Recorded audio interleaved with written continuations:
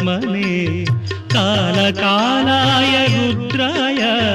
नीलग्रीवाय मङ्गलम्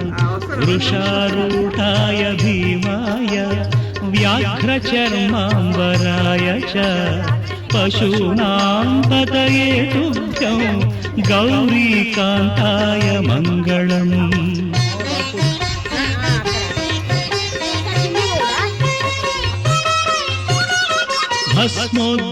भस्मोद्धूलितदेहाय